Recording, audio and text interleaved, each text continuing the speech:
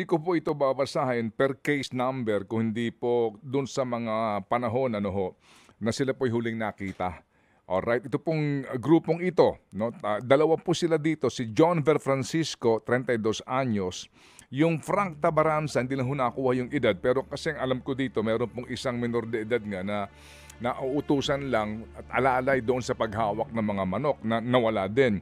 Taga May Kawayan, Bulacan po itong dalawa. Huling nakita sa Shell gas station sa May Kawayan, Bulacan, April 18, 2021.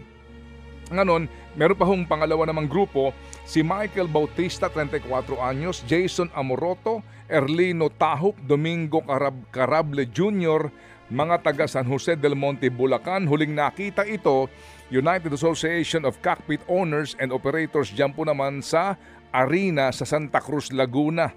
Ano po, huling nakita, April 28, 2021. Ito po naman yung isa, Glenn Arzen Remar, Kiel Daniel Moy Buhol, Mark Joseph Bornok Ignacio, Romaldo Agandiano, Neri Anticristo at Eric Buddy Ligaspi. Kasama po daw, ito ho naman mga kapatid, ay nawala dyan po sa Arena sa Santa Cruz, Laguna din, May 11, 2021. Separate po itong binabanggit nga na itong si Ricardo John Lasco Jr., 44 years old. Di ba ito yung may tawag sa kanya? Oo, doon sa kanyang posisyon. Ito po ay huling nakita sa San Pablo, Laguna, August 13 ng 2021. Ano po? Taga San Pablo, Laguna po ito. Master's agent siya kung tawagin. Tapos ang grupo po naman itong sila John Paul Ramos, 18 anyos. Nazarino Bescante, 40 anyos, Ricky Boy Ignacio, 22 anyos, Ariel Tiposo, 30 anyos. Ito na, si Maison Ramos, 14 anyos po ito. Ito yung minor de edad, girl. Taga Katanawan, Quezon. Huli din po nakita diyan po sa Arena sa Santa Cruz, Laguna, December 29, 2021. Ito yung narinig ko na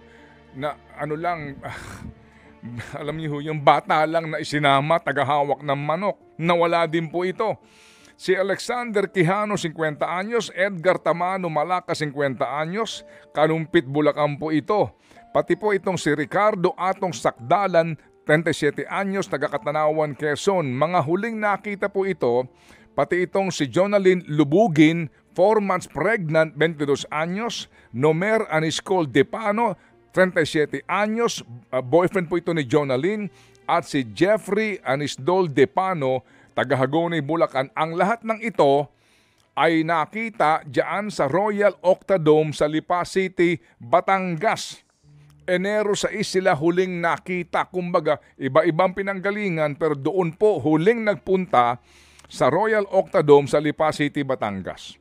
Si Ferdinand Dizon, 39 anyos, Manny Maslog Magbanwa, 43, Mark Paul Fernandin, 22, at Melbert Jan Santos, 21, Tanay Rizal, huling nakita diyan po sa Arena, Santa Cruz, Laguna, Enero at 13.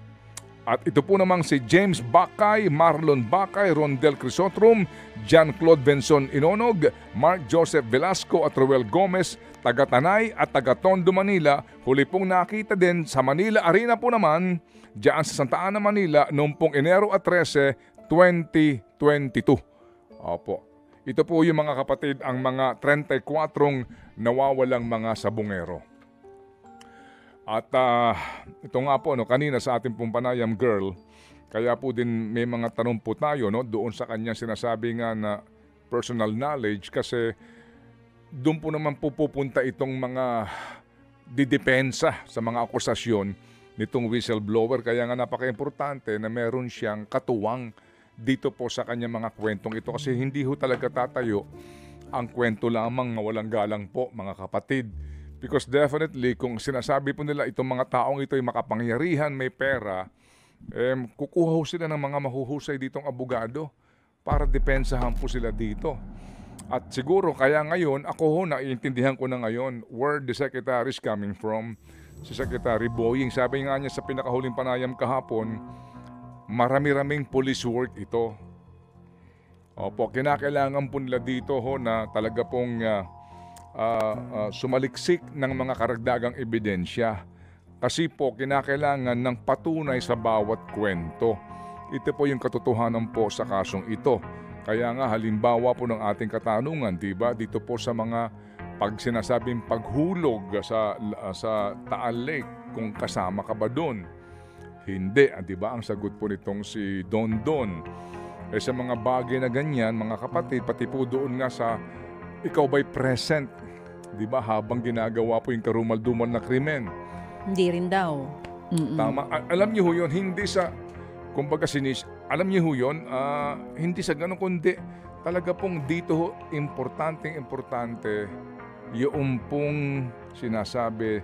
Kasi maaring wala kang katibayan na hawak, pero kung present mismo ikaw doon sa sinasabi mong pangyayari, pwede na pong tumayo yan sa uri ng inyong testimonya. At nangyayari po naman yan.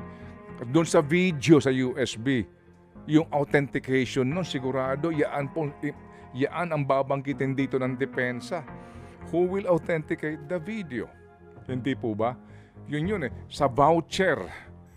Opo, kasi nga nung una ito'y nabanggit din, mag-iisip ka, meron palang ganun. Papatay ka ng tao. Di ba? Received for killing so and so. Of course, hindi ganun, di ba?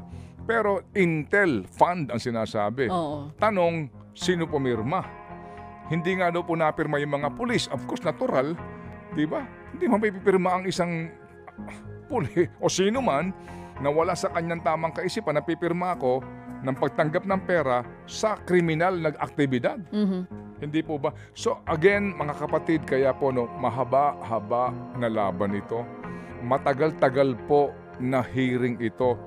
Dito po ang quantum proof, girl. Opo, ay beyond reasonable doubt. Kaya napaka-importante na maging matibay po dito ang lahat ng ebidensya. Otherwise, kapag ito'y inihain mo laban dito kila Ang et al.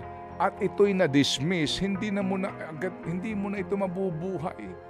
Mamamatay na po ang kasong ito ng tuluyan, maliban na lamang po kung may lalabas na panibagong ebidensya at panibagong anggulo kumbaga. Di po ba? Kaya ako naintindihan ko na ngayon kung bakit nag-iingat dito ang Estado. Dito po sa kanyang testimonyang ito. Para po masiguro na solid kung sakasakali nga pong sila maghaharap po ng kaso laban sa mga binabanggit dito na mga taong umano ay may poder o makapangyarihan. Alright? So please do think about it.